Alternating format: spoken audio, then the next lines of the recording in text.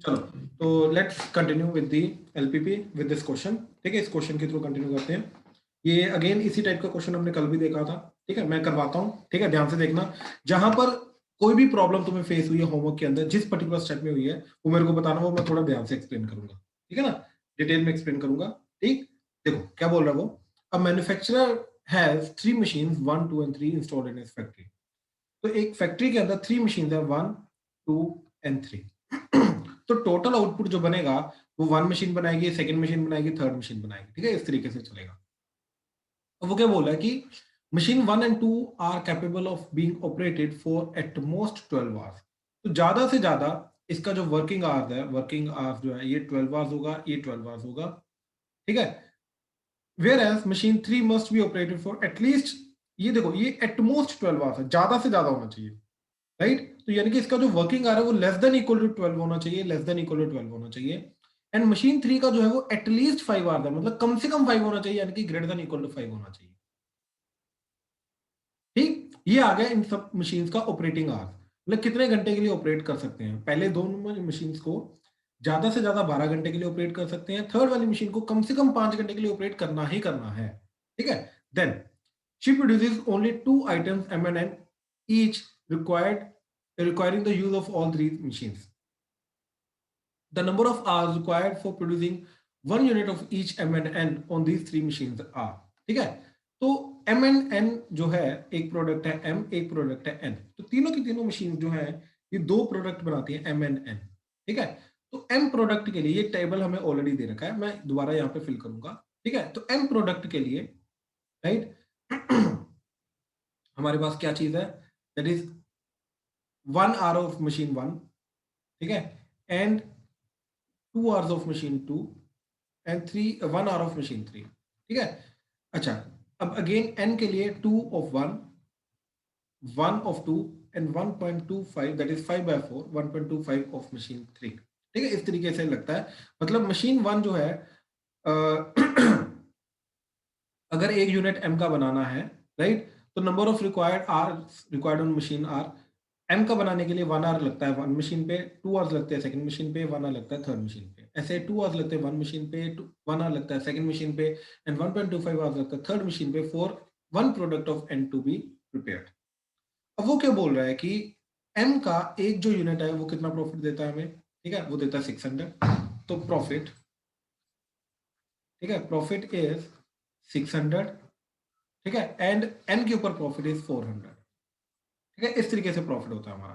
ठीक है, अच्छा, अब वो बोल रहा है कि कितनी आइटम्स प्रोड्यूस हो सकती हैं in this working hour, right, so as to make the maximum profit. ताकि प्रॉफिट जो है हमारा, इनको बेच के जो भी चीजें हम बनाएंगे उनको बेच के मैक्सिमम प्रॉफिट हमारा क्रिएट हो सके। ठीक है, तो ऐसी कितनी चीजें हमारी बन सकती हैं। तो अगेन कितनी चीजें बनानी है, एम की लेट से एक्स बनानी है हमें, राइट, एंड एन की हमें वाई बनानी है। तो अब अगर मैं वर्किंग आवर्स की बात करूं तो मशीन एम को बनाने के लिए मशीन 1 के ऊपर 1 आवर लगता है, तो एक्स प्रोडक्ट्स को बनाने के लिए कितना लगेगा, एक्स आवर्स। इधर लगेगा 2x आवर्स, इधर लगेगा x आवर्स, इधर y के लिए 2y hours, y hours, 1.25y hours, right. And profit कितना होगा, z, that is 600x plus 400y। अब कंडीशंस क्या क्या है, देखो मशीन 1 के ऊपर वर्किंग आवर्स कितने जाएंगे हमारे, x for m and 2y for m। तो टोटल वर्किंग आवर्स हो गए x plus 2y, this should be less than equal to 12। राइट, अच्छा, अब इसके that is 2x plus y that is less than equal to 12, and इसके x plus 1.25y, right, that is greater than equal to 5, and obviously greater than x is greater than equal to 0 and y is greater than equal to 0। So under these conditions इस चीज को हमें maximise करना है, right. शिवाय ध्यान से देखो, प्रॉब्लम आ रही है तो बताओ। सर वो लेस देन इक्वल टू 5 कैसे आया वहां पे? Greater than equal to 5। Yes, greater than equal 5। क्योंकि एक सेकेंड उन्होंने बोल रखा है, ठीक है, कि machine 3 must be operated for at least 5 hours. तो मतलब मशीन 3 का ऑपरेटिंग आवर्स क्या होना चाहिए, ग्रेटर देन इक्वल टू 5, कम से कम 5 होना चाहिए ना, तो ग्रेटर देन इक्वल टू 5 आएगा ना, ओके सर। राइट। हाँ जी, बोलो। सर एटमोस्ट मतलब कि हमने 12 घंटे से ज्यादा मशीन नहीं चलानी ना। नहीं, एटमोस्ट का मतलब होता है ज्यादा से ज्यादा, तो यानी कि जो वर्किंग आवर है वो उससे कम कम होना चाहिए या उस तक होना चाहिए, उससे ज्यादा नहीं होना चाहिए। तो less than equal to, less than equal to 12। और greater than equal to, sorry, at least का मतलब होता है कम से कम। तो कम से कम 5 होना चाहिए, यानी कि 5 या 5 से ज्यादा होना चाहिए। ठीक है। Yes sir, yes sir. और कोई? चलो, अब इसके अंडर हमें प्लॉट करना है। अब स्टेप बहुत सिंपल है, राइट। तो फर्स्ट क्वाड्रेंट बनाएंगे हम। फर्स्ट क्वाड्रेंट के अंदर इन तीनों को प्लॉट करेंगे। तो x को 0 पुट किया, y क्या आ गया 6, 0,6। ठीक है। y को 0 पुट किया, x आ गया 12। तो इन दोनों को ज्वाइन करके लाइन बन गई है।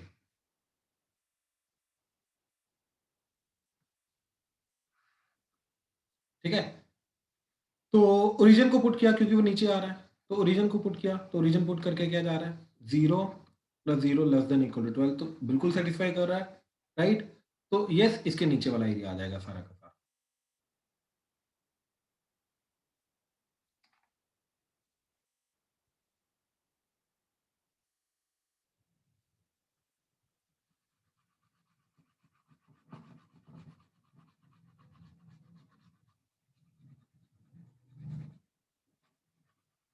राइट। अभी तक फर्स्ट इनइक्वालिटी का ये एरिया है। अब सेकंड का देखते हैं। तो x को 0 पुट किया, y कितना आ गया 12, दैट इज 0,12। एंड y को 0 पुट किया, x आ गया 6, तो 6,0। तो इन दोनों को ज्वाइन करके ये लाइन आ गई। ठीक है। अब अगेन 0,0 पुट किया इसके अंदर, तो बिल्कुल सेटिस्फाई कर रहा है, यानी कि इसका भी नीचे वाला एरिया आ जाएगा, राइट। तो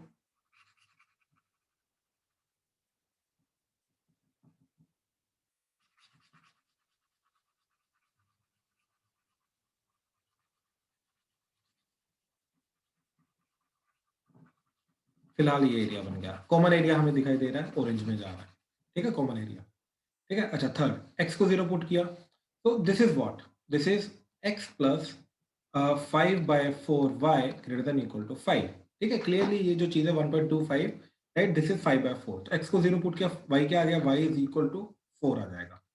ठीक है। तो y 4 मतलब हो जाएगा इधर 0,4, एंड y को 0 पुट किया, x आ गया 5। ठीक है, तो वो आ जाएगा इधर 5,0। तो इन दोनों को ज्वाइन करके बनेगी ये वाली लाइन, राइट। अब क्या ओरिजिन सेटिस्फाई कर रहा है इसको, राइट। तो 0 + 0 ग्रेटर देन इक्वल टू 5 बिल्कुल भी सेटिस्फाई नहीं कर रहा, राइट। तो इसका मतलब ये है कि ओरिजिन वाला एरिया नहीं आएगा, इसका उल्टा एरिया आएगा। उल्टा एरिया का मतलब क्या है कि इसका जाएगा ऊपर वाला एरिया, राइट। तो फाइनल एरिया जो फर्स्ट क्वाड्रेंट का आएगा वो आएगा ये ये ये एंड ये।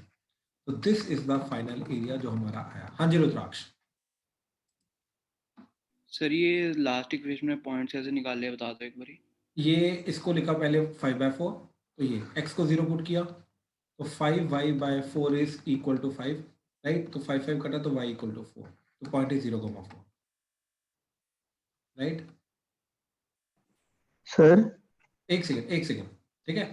फिर y को 0 पुट किया, y को 0 पुट किया तो क्या आ गया, x इक्वल टू 5, तो ये आ गया ये वाला पॉइंट 5,0। इनको ज्वाइन करके लाइन आ गई। अब रीजन पुट करा के देखा, तो 0 + 0 ग्रेटर देन इक्वल टू 5 होता है, बिल्कुल भी नहीं। तो रीजन वाला एरिया नहीं आएगा, इसका ऊपर वाला एरिया आएगा, राइट। तो ऑरेंज का कौन सा एरिया ऊपर वाला आएगा, वो आएगा ये रेड वाला।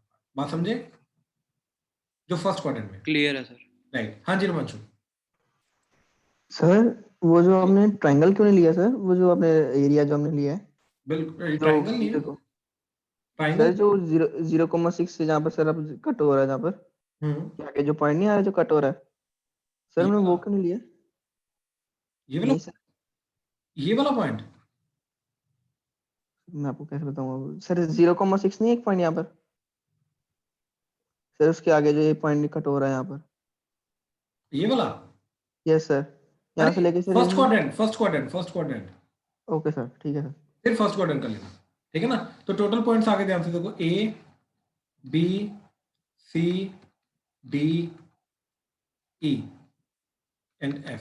चलो बी पॉइंट वैसे हमारे काम का नहीं है, ठीक है। अब देखो इन सारे पॉइंट्स पे हम वैल्यू निकालेंगे। तो पॉइंट्स क्या क्या आ रहे हैं हमारे, A C D E and F, right. और ये पॉइंट्स कौन कौन से हैं? ए पॉइंट क्या है हमारा 0,4, सी पॉइंट क्या है हमारा 6,0, ठीक है, एंड डी पॉइंट क्या है हमारा, सॉरी सी पॉइंट है हमारा 5,0 एंड डी पॉइंट है 6,0, ई पॉइंट अभी निकालना है साइमल्टेनियसली सोल्व करके, एंड एफ पॉइंट है 0,6। ई पॉइंट क्या आ रहा है हमारा? ई पॉइंट के लिए हम दोनों इक्वेशंस को साइमल्टेनियसली सॉल्व करेंगे, so that is nothing but x plus 2y equal to 12 and 2x plus y that is equal to 12। तो हमने इसको 2 से मल्टीप्लाई किया, आ गया 2x plus 4y that is equal to 24। अब हमने किया this minus this, so that is nothing but 3y that is equal to 12।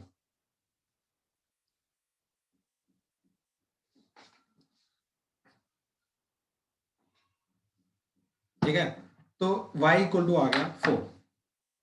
ठीक है, तो इस पॉइंट का y 4 है, तो y को 4 पुट कर दिया इस इक्वेशन में, तो x क्या आ गया? x भी 4 आ रहा है, तो बेसिकली दिस पॉइंट इज 4,4।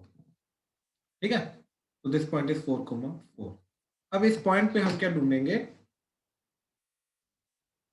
जिस चीज को हमें मैक्सिमाइज करना है प्रॉफिट, ठीक है, उसकी value that is 600x plus 400y।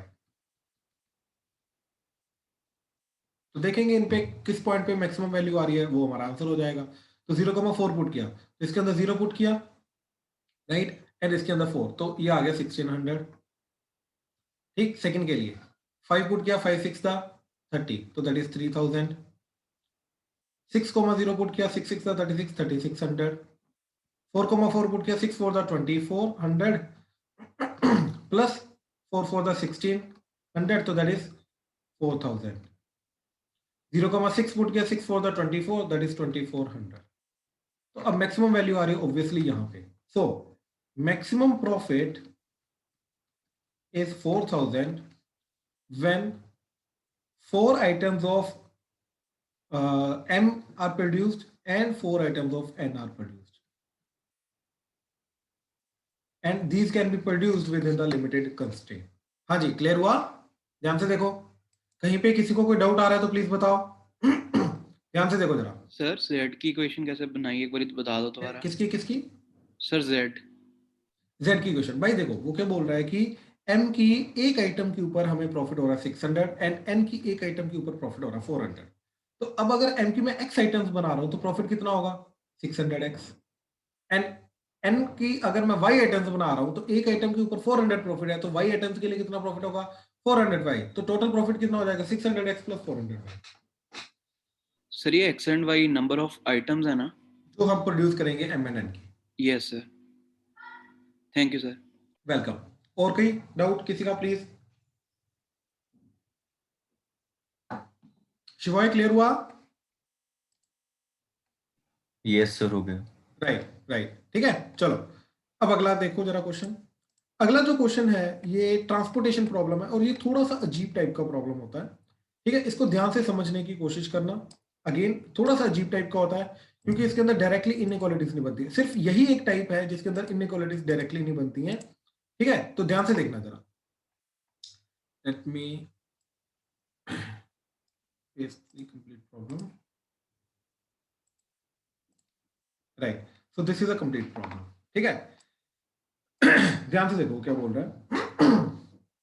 There are two factories located at P and Q। तो P पॉइंट पे एक फैक्ट्री है, P प्लेस पे, एंड Q प्लेस पे एक फैक्ट्री है। ठीक है, अब ये फैक्ट्रीज कुछ ना कुछ प्रोडक्ट बना रही है, कमोडिटीज बना रही है, जो ये 3 डिपोज को ट्रांसपोर्ट करती हैं, A, B एंड C। ठीक है, अब वो क्या बोल रहा है? The weekly requirements of the depots are this, यानी कि A को रिक्वायरमेंट है 5 यूनिट्स की, B को रिक्वायरमेंट है 5 यूनिट्स की, C को रिक्वायरमेंट है 4 यूनिट्स की। अब जो A की रिक्वायरमेंट है वो चाहे P पूरा कर दे या Q पूरा कर दे, या फिर ये यहां से 1 आ जाए यहां से 4 आ जाए, डज नॉट मैटर। A को तो मतलब है अपनी रिक्वायरमेंट से, ठीक है, ऐसे ही B को मतलब है अपनी रिक्वायरमेंट से, C को मतलब अपनी रिक्वायरमेंट से, वो चाहे P पूरा करे चाहे Q पूरा करे, डज नॉट मैटर, रिक्वायरमेंट पूरी होनी चाहिए, that is the only motive. ठीक है, अच्छा, लेकिन अब पंगा ये है कि भाई जो प्रोडक्शन कैपेसिटी है पी एंड क्यू की, जो फैक्ट्रीज की प्रोडक्शन कैपेसिटी है वो भी लिमिटेड है। तो पी की प्रोडक्शन कैपेसिटी है 8, क्यू की प्रोडक्शन कैपेसिटी है 6, यानी कि पी चाहे तो सबको सारा का सारा नहीं प्रोवाइड कर सकता। ऐसा नहीं हो सकता कि पी सबको प्रोवाइड कर दे, क्यू कुछ भी ना प्रोवाइड करे, हो ही नहीं सकता। क्यों? क्योंकि सबकी रिक्वायरमेंट कितनी है? 5 5 एंड 4 14, लेकिन पी तो बना रहा है 8। तो P 14 यूनिट्स प्रोवाइड कर ही नहीं सकता क्योंकि अब वो बना ही 8 यूनिट्स रहा है। ऐसे Q भी सारी नहीं, तो P एंड Q का कॉम्बिनेशन आएगा।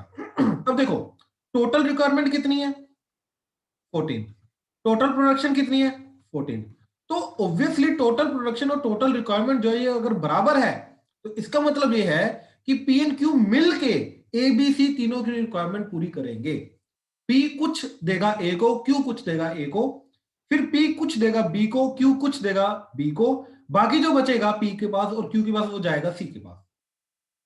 ठीक है, लेकिन अब पंगा ये है कि P एंड Q कितना कितना ABC को देगा ये डिपेंड करता है कॉस्ट ऑफ ट्रांसपोर्टेशन के ऊपर, और वो दे रखा है हमें ये हमें कॉस्ट ऑफ ट्रांसपोर्टेशन दे रखा है। यानी कि P का 1 यूनिट अगर A को प्रोवाइड करना है P ने, राइट, तो उसके पीछे कॉस्ट आती है 160, एंड Q को अगर 1 यूनिट प्रोवाइड करना है A को तो उसके पीछे कॉस्ट आती है 100।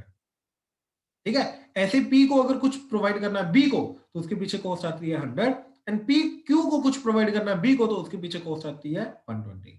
ऐसे P को कुछ प्रोवाइड करना है 1 यूनिट बेसिकली प्रोवाइड करना है C को तो उसके पीछे कॉस्ट आती है 150, एंड Q को अगर हमें प्रोवाइड करना है C को कुछ Q फैक्ट्री को तो पर यूनिट उसके पीछे कॉस्ट आती है 100।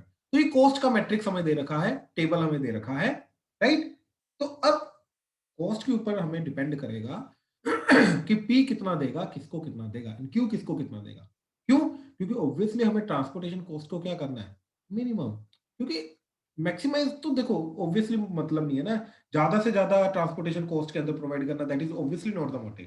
ट्रांसपोर्टेशन कॉस्ट को हमेशा मिनिमम हमें करना होता है, तो वही चीज है। तो वो बोल रहा है कि P कितना किसको क्या प्रोवाइड करे, Q कितना किसको क्या प्रोवाइड करे, सच दैट ओवरऑल स्ट्रक्चर जो है पूरा का पूरा ट्रांसपोर्टेशन का जो कॉस्ट है वो हमारा मिनिमम होना चाहिए। ठीक है, पहले तो मैंने अभी प्रॉब्लम सिर्फ स्टेटमेंट समझाई है। किसी को अगर अभी भी स्टेटमेंट समझ में नहीं आई पहले मेरे को वो बताओ। अगर स्टेटमेंट ही समझ में नहीं आई अभी भी तो पहले वो बताओ, क्योंकि स्टेटमेंट यहाँ पे समझनी बहुत जरूरी है। यहाँ पे ये कंडीशन समझनी बहुत जरूरी है कि हमारी जो रिक्वायरमेंट है, राइट, एंड जो प्रोडक्शन है वो बराबर है। ऐसा नहीं है कि प्रोडक्शन बहुत ज्यादा हो रही है रिक्वायरमेंट कम है, या रिक्वायरमेंट ज्यादा प्रोडक्शन बहुत कम हो रही है, नहीं, हमें बस ट्रांसपोर्टेशन के ऊपर थोड़ा सा ध्यान देना। ठीक है, अच्छा अब देखो जरा इसको करने का तरीका क्या होता है। ठीक है, मान लो P ने X आइटम्स प्रोवाइड किए A को, ठीक है, एंड Q ने, ठीक है, एंड Y आइटम्स प्रोवाइड किए B को, P ने, क्योंकि हमें दो ही वेरिएबल लेने हैं, याद रखना। ठीक है, ओवरऑल क्वेश्चन के अंदर हमें सिर्फ और सिर्फ दो ही वेरिएबल इंट्रोड्यूस करने हैं, दो से ज्यादा वेरिएबल इंट्रोड्यूस नहीं कर सकते। ठीक है, क्योंकि लीनियर इनइक्वालिटी इन 2 वेरिएबल चाहिए, इन 3 वेरिएबल नहीं चाहिए हमें। ठीक है, तो हम x एंड y सिर्फ दो ही वेरिएबल इंट्रोड्यूस कर सकते हैं, इससे ज्यादा नहीं कर सकते। तो इसके लिए हमने क्या किया, अगेन लेट्स से कि P ने जो A को प्रोवाइड किए वो है 5x यूनिट्स, एंड P ने B को प्रोवाइड किए y यूनिट्स। अब देखो ध्यान से, A को चाहिए कितने थे 5, तो भैया उसको x तो मिल गया, तो बाकी कितना और उसको चाहिए, और उसको चाहिए 5 माइनस एक्स। वो ऑब्वियसली अब कौन प्रोवाइड करेगा, वो Q प्रोवाइड करेगा, यानी कि Q जो है वो A को कितना देगा 5 माइनस एक्स। यहां तक कोई डाउट है तो बताओ। सर एक बारी एक्स बता दो क्या है। एक्स है भाई कि P जो फैक्ट्री है वो A डिपो को कितना यूनिट्स प्रोवाइड कर रही है, ट्रांसपोर्ट कर रही है। ठीक है, तो मान लो एक सेकंड, मान लो P जो है वो A को प्रोवाइड कर रही है x यूनिट्स। ठीक है, A की रिक्वायरमेंट कितनी है 5, तो अगर x उसको मिल गए तो बाकी और कितने चाहिए 5 माइनस एक्स, तो वो ऑब्वियसली Q प्रोवाइड करेगा। तो Q A को कितना प्रोवाइड करेगा 5 माइनस एक्स। हाँ जी भाई, क्लियर हुआ। सर ये तो एक्स माइनस वाई नहीं होना चाहिए। यार एक एक करके प्लीज। हाँ जी, क्या बोल रहे हो। सर एक्स माइनस वाई नहीं होना चाहिए। क्यों, टोटल अगर मेरे को 5 चाहिए, मेरे को A से सॉरी P से मेरे को और Q से मिला के, राइट, मेरे को टोटल 5 चाहिए। P ने अगर मेरे को x दे दिए तो Q कितने और देगा। सर एक्स आपने बताया जो पी ने ए को दे चुका है। हाँ, और A को टोटल कितने चाहिए, 5। तो टोटल देख, एक बात बता मेरे को, नहीं सर वो तो ठीक है, वो तो आप जो समझाना चाह रहे हो वो समझ आ रहा है। तो तेरे को अभी भी लग रहा है यहाँ पे x माइनस 5 आना चाहिए? नहीं नहीं ठीक है सर, समझ गया। पक्का? हाँ जी। हाँ जी, अब बोलो एक एक करके डाउट्स। सर हाँ जी, सर जो क्यू है हाँ जी, वो सर ए को पूरे 5 के 5 नहीं दे सकता? मैं वही बोल रहा हूँ ना, अगर उसने 5 के 5 दे दिए यानी कि P ने कुछ भी नहीं दिया, तो ट्रांसपोर्टेशन कॉस्ट जाएगी ना उसके पीछे। सर उसकी कम है ना क्यू की पी से, तो वो क्यू दे दे उसे अब ये सबको। सोच कि जो बाकी P के पास बचे वो B के पास जाएंगे या C के पास जाएंगे, तो उनकी भी तो ट्रांसपोर्टेशन कॉस्ट ज्यादा है। सर पी बी को दे दे उसकी कम है ट्रांसपोर्टेशन ये कॉस्ट। अब तुक्का नहीं लगा सकते ना, हम प्रॉपर कैलकुलेट करेंगे मैथमेटिकली। Okay sir. ठीक है ना, यही तो हमारा काम है एलपीपी के थ्रू। हाँ जी सभी बोलो। सर सर जैसे आपने कल बताया था कि क्वेश्चन में हिट दिया होगा, इसमें तो लग नहीं रहा पता कि मतलब हम p को x लेंगे, q को y सुनो लेंगे सुनो कि सुनो कैसे सुनो सुनो सपोज सुनो सुनो करेंगे। सुनो सुनो मैं बताता हूँ, ध्यान से देखो, ये वाली चीज पढ़ो।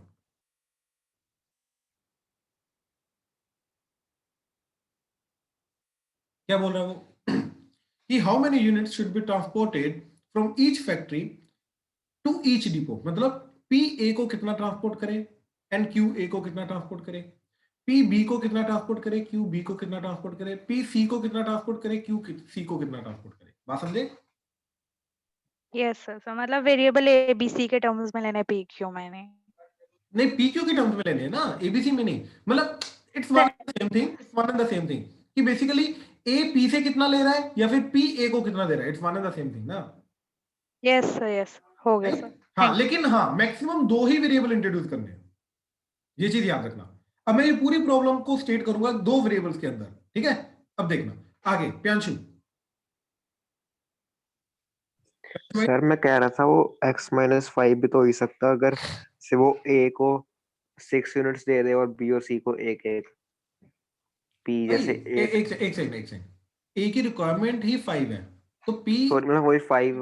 अच्छा उसको 6 चाहिए नहीं ना, उसको मैक्सिमम। सर अगर उसको पूरे 5 दे रहा तो फिर ये वो तो 0 हो भाई जाएगा। यार, हाँ वही तो, ये मैथमेटिकली हम निकालेंगे ना, ये हम अभी सर बताएंगे ना कि वो उसको उधर से 5 मिल जाए, यही तो हमें निकालना है कि कौन किसको कितना देगा यस सर मैथमेटिकली, ठीक है ना?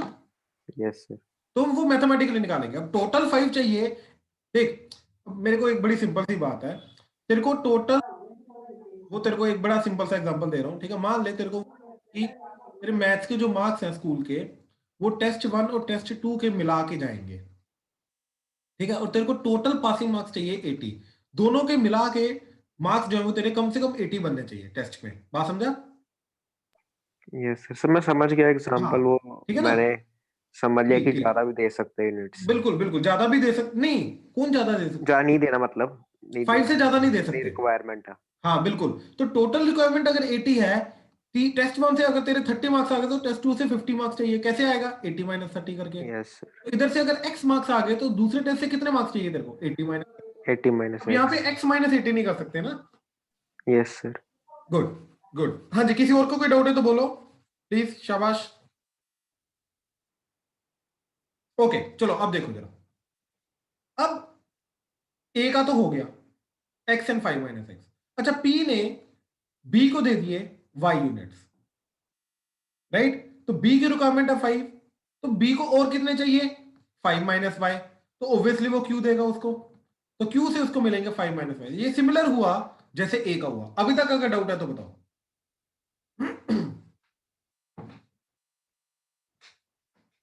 राइट, चलो।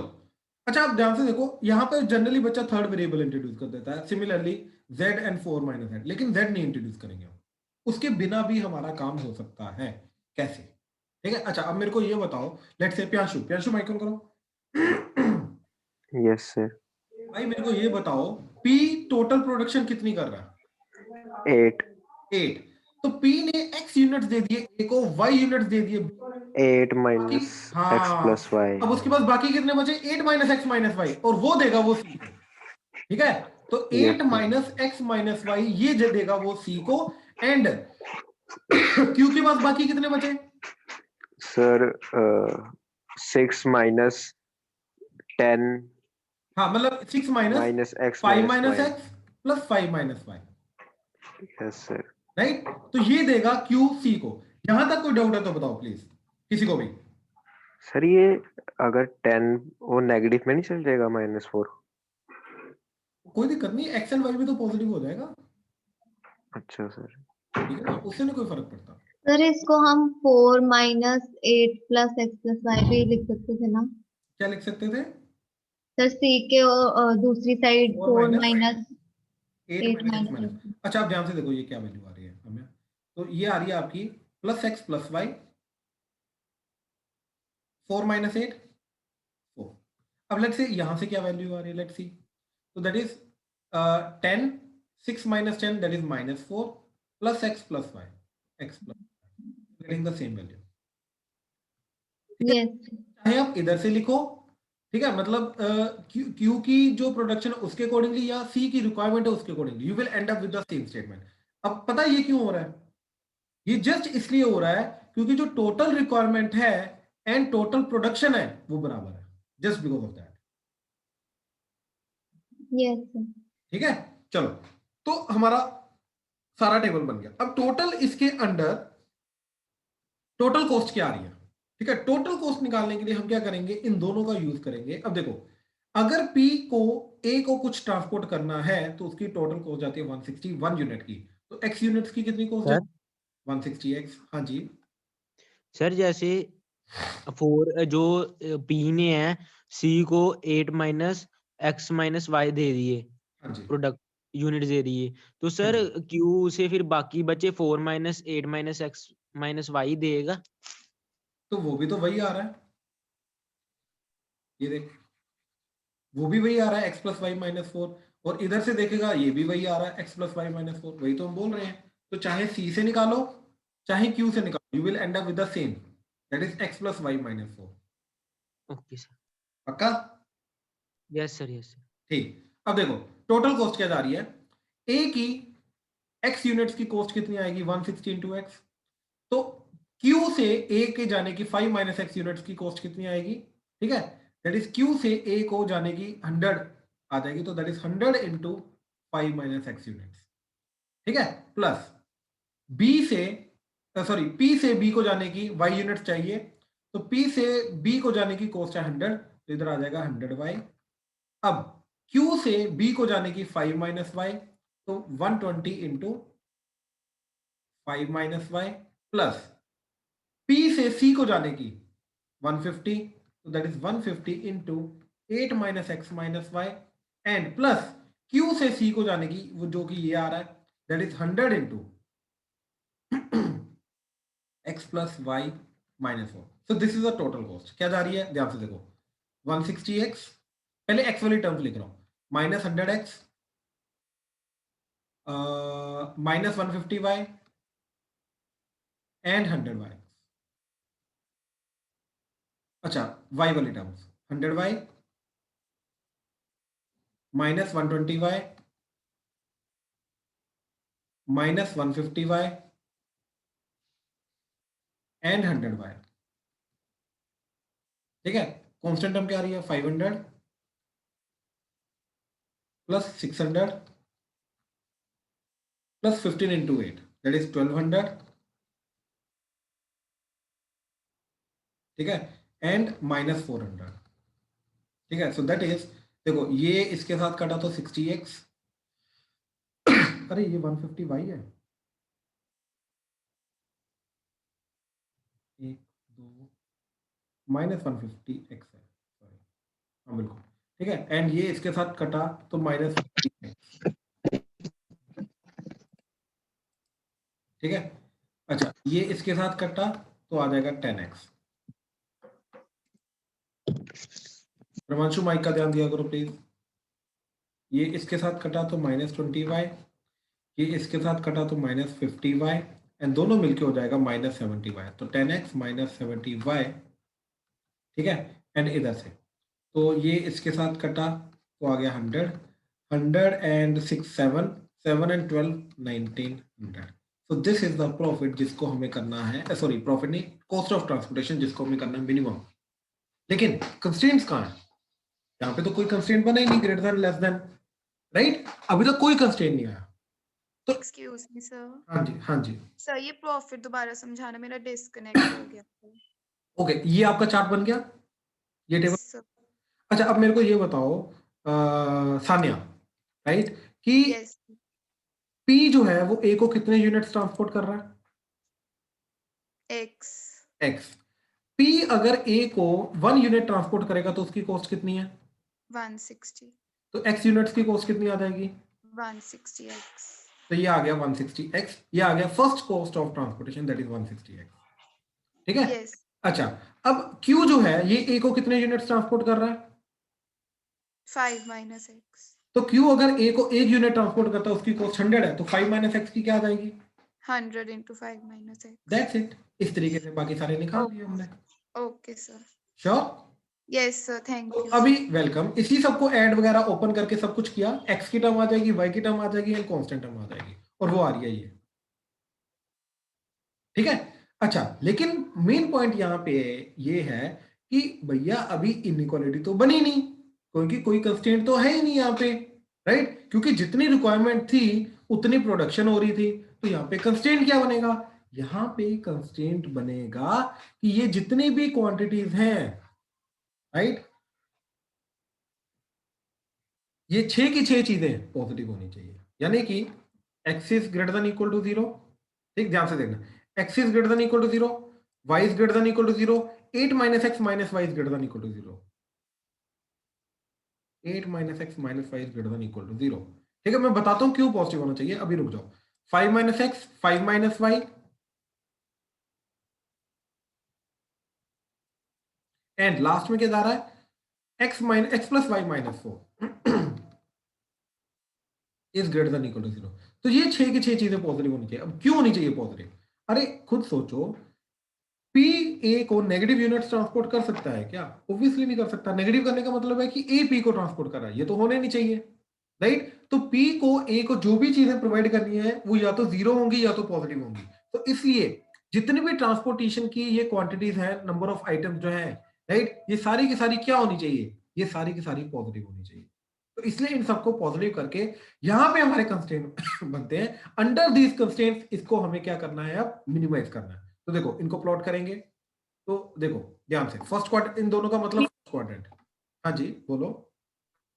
हमें कैसे पता लगेगा कि हमें जो x और y है वो a और b q को भी तो ले सकते हैं? सॉरी, दोबारा बोलना राशि। सर जैसे ना हमने a और b को, जैसे a b c है तो हमने Right. a b को x और y लिया, तो राइट, हम ये भी तो कर सकते हैं, मतलब बाकी क्वेश्चंस की तरह कि जैसे p को x और q को y की टर्म्स में ले लिया परफेक्ट, और फिर उसके बाद उसको सॉल्व कर लिया, तो फिर ये जो c है उसकी भी प्रॉब्लम नहीं हो। श्योर, वो भी कर सकते हो आप। मैं वो करके दिखाऊं? हाँ जी, इसके बाद कर लेना। हाँ वही, पहले एक बार ये वाला देख लो मेथड, उसके बाद में मतलब एक्स एंड वाई आप बोल रहे हो कि कहीं और आ जाए, ये टोटल मतलब चीज है ना, राइट। हाँ जी मैं करके दिखाता हूँ, मैं करके दिखाता हूँ, ठीक है ना। वो एक बार करके देखते हैं, तो पहले एक बार ये वाला कर लेते हैं, आंसर देख लेते क्या आ रहा है, फिर पता चल जाएगा कि उधर से भी आंसर सेम आ रहा है या नहीं आ रहा, राइट। तो देखो ये, सॉरी, हाँ, ये दो पर्टिकुलर इनइक्वालिटीज क्या बोल रही है? First quadrant, x greater than equal to 0, y greater than equal to 0, right. अच्छा, नाउ व्हाट इज दिस? ठीक है, this is x is less than, sorry, x इधर क्या, x is less than equal to 5, ठीक। What is this? y is less than equal to 5। अब इन दोनों को पहले प्लॉट करते हैं, ठीक है। तो देखो 1 2 3 4 5, तो यहाँ पे इस पर्टिकुलर वर्टिकल लाइन को क्या बोलेंगे हम? x is equal to 5। तो इधर वाले सारे के सारे x 5 से बड़े होंगे एंड इधर वाले सारे के सारे x जो है वो 5 से छोटे होंगे। तो x is less than equal to 5 क्या आ जाएगा? ये वाला सारा का सारा। लेकिन फर्स्ट क्वाड्रेंट में चाहिए तो ऑब्वियसली सिर्फ इतना आएगा, राइट। अच्छा, y इक्वल टू 5 क्या होता है? Horizontal line. तो 1 2 3 4 5, तो यहां से पास करने वाली horizontal line y equal to 5, इससे ऊपर होगा y ग्रेटर देन 5, नीचे होगा y लेस देन 5। तो हमें क्या चाहिए? Less than. तो अभी तक हमारा 4 इनइक्वालिटीज को लेके बना एरिया, ये कौन सी? ये 4 इनइक्वालिटीज को, ठीक है। अब ये देखो, इसका क्या आ रहा है? x एंड y दोनों को इधर लेके गए तो क्या आ गया? x plus y is less than equal to 8। x को 0 पुट किया, y 8, y को 0 पुट किया, x 8। तो 5 6 7 8, 5 6 7 8, ठीक है। तो ये आएगा आपका ऐसे। अब ओरिजिन पुट किया तो इसके अंदर ओरिजिन सेटिस्फाई कर रहा है, यानी कि इसका नीचे वाला एरिया आ जाएगा। राइट। एंड फिर हमने लिया ये वाला, तो x plus y is greater than equal to 4, x को 0 पुट किया y 4, y को 0 पुट किया x 4, यानी कि ये आ रहा है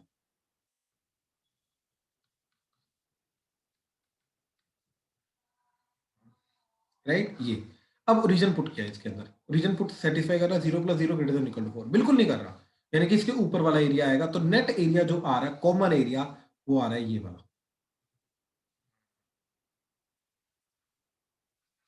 ये हेक्सागन टाइप आ रहा है क्योंकि 6 साइडेड है तो हेक्सागन आ रहा है। अभी तक अगर डाउट है तो बताओ। ध्यान से देखो, कहीं पे कोई डाउट है तो बताओ। No sir. राइट, एक एक करके प्लीज, एक एक करके बोलो। भाई पता नहीं पहली बात तो कौन बोल रहा है, जो भी बोल रहा है आवाज बहुत ज्यादा अटक रही है।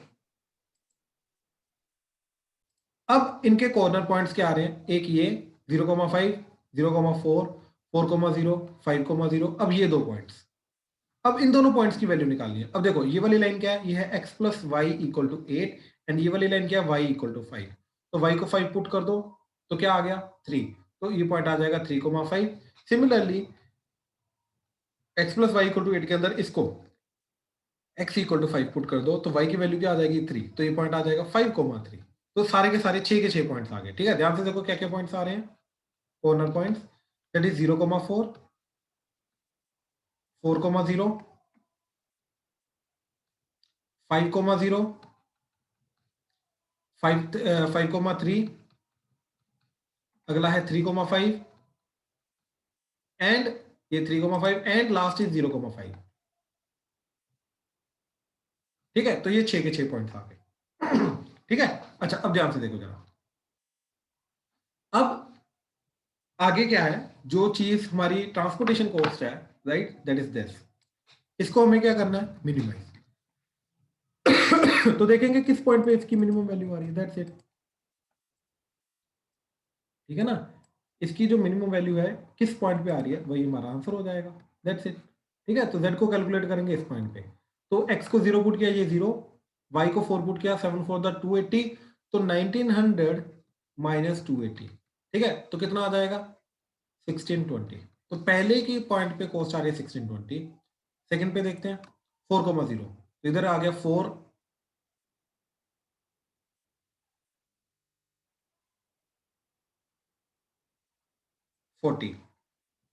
ठीक है, प्लस 1900, तो ये आ जाएगा 1940। ठीक है, ये आ गया हमारा सेकंड पॉइंट का। थर्ड पॉइंट का 5 पुट किया, इधर आ जाएगा 50, इधर आ जाएगा 0, तो ये आ जाएगा 1950। थर्ड 5 एंड 3 पुट किया, तो इधर 5 पुट किया तो 50 एंड 3 पुट किया तो 210 माइनस 210 एंड प्लस 1900, तो कितना आ जाएगा यहाँ पे। ठीक है, दैट इज 160, तो 1740।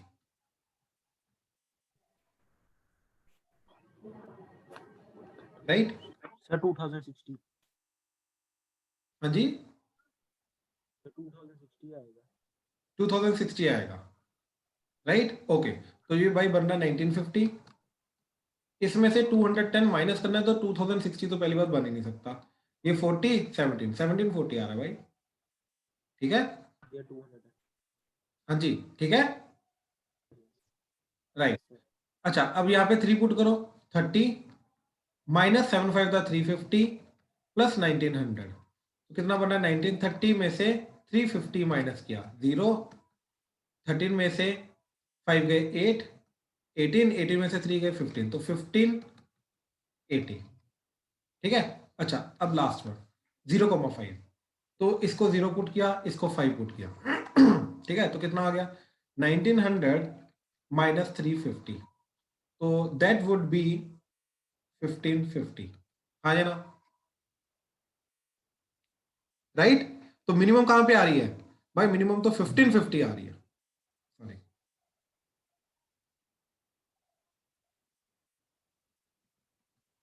हाँ जी, तो मिनिमम वैल्यू जो आ रही है वो तो 1550 आ रही है,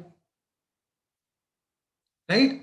ध्यान से देख लो, तो 1550 का मतलब ये है कि x की वैल्यू जो है वो होनी चाहिए 0, y की वैल्यू होनी चाहिए 5, इसका मतलब ये है, ध्यान से देखना आप, P Q A B C, तो यहां पे हमने x लिया था तो ये 0 हो गया, a की रिक्वायरमेंट है 5, ये 8 बनाता है, ये 6 बनाता है। अब देखो a को 0 मिल रहा है p से, तो 5 के 5 मिलेंगे q से, ठीक। अच्छा, यहां पे आया था y, तो y की वैल्यू आ रही है 5, यानी कि b की जो 5 की रिक्वायरमेंट है वो सारी की सारी p से आ रही है, ठीक है। अब देखो p ने 8 बनाए, 5 दे दिए b को, तो बाकी कितने बचे 3, तो वो 3 देगा c को, राइट। q ने 6 बनाए, b को 5 की रिक्वायरमेंट है तो 0 चाहिए q से, तो 5 तो उसने a को ट्रांसपोर्ट कर दिया, 0 किए उसने b को ट्रांसपोर्ट, तो q के पास बाकी कितने बचे 1, तो 1 देगा c को, c की टोटल रिक्वायरमेंट थी 4। तो this is the total transportation structure, जिससे कॉस्ट जो है वो मिनिमम कॉस्ट होगी, and minimum cost of transportation is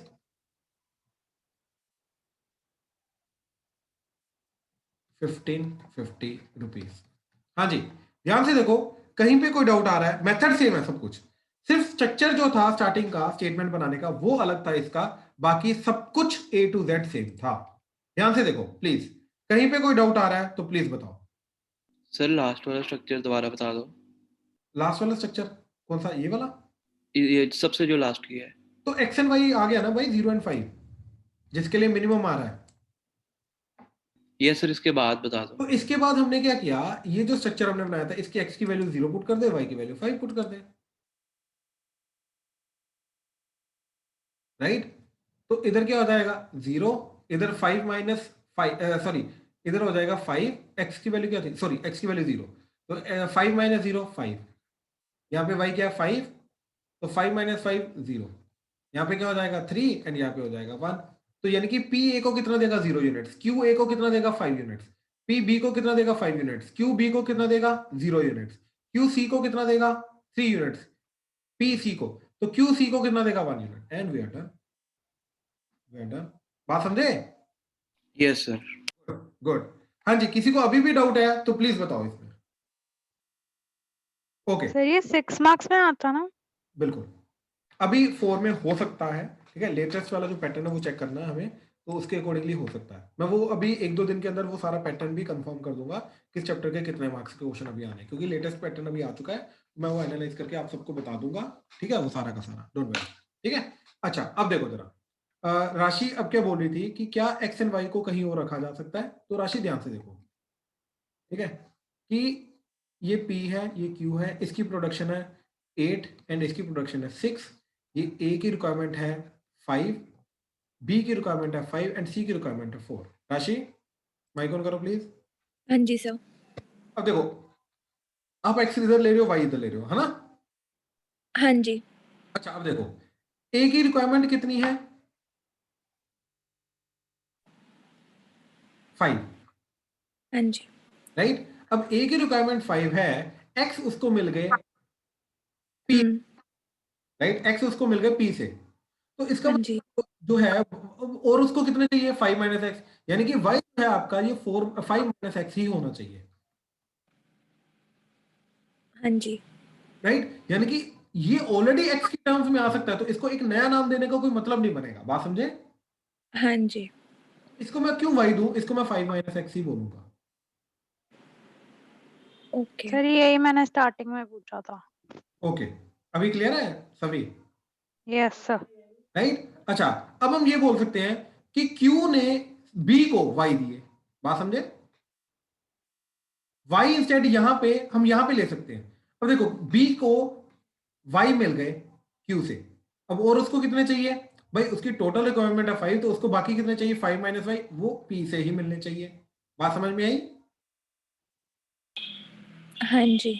right. अच्छा, अब देखो P के पास कितने बचे, P के पास बचे 8 माइनस 5 माइनस वाई, ये A को दे दिए, उसने B को दे दिए, 8 उसकी टोटल प्रोडक्शन है, तो बाकी कितना बचा ये, that is 8 minus 5 3 minus x plus y, तो ये ऑब्वियसली वो C को। सर ये हमने स्वाइप क्यों कर दिया, हम मतलब जो नहीं, मैं बोल रहा हूँ कि स्वाइप करेंगे, अगर y को आप यहाँ पे रखेंगे या यहाँ पे रखेंगे, does not matter, answer will still come out to be same. Okay ठीक है ना। अब मैं एक नया वही अलग अगर करना है तो यहाँ पे y रख के अलग नहीं होगा, यहाँ पे y रख के अलग हो सकता है, मैं ये चीज समझा रहा हूँ। Okay sir. राइट। अच्छा, तो ऐसे ही क्यू की प्रोडक्शन है 6, उसने 5 माइनस एक्स ए को दे दिया, वाई उसने बी को दे दिया, तो बाकी उसके पास क्या बचा? 6 minus 5 minus x minus y, तो that is 6 minus 5 1 plus x minus y, तो 1 minus x 1 plus x minus y जो है ये वो देगा सी को। अब इसके अकॉर्डिंगली ट्रांसपोर्टेशन कॉस्ट निकालो। अब इनइक्वालिटीज आपकी क्या बनेगी? This is greater than equal to 0, greater than equal to 0, greater than equal to 0, greater than equal to 0, greater than equal to 0, greater than equal to 0, 6 inequalities and cost को minimize कर लो, you will get the same answer. बात समझे? Yes sir.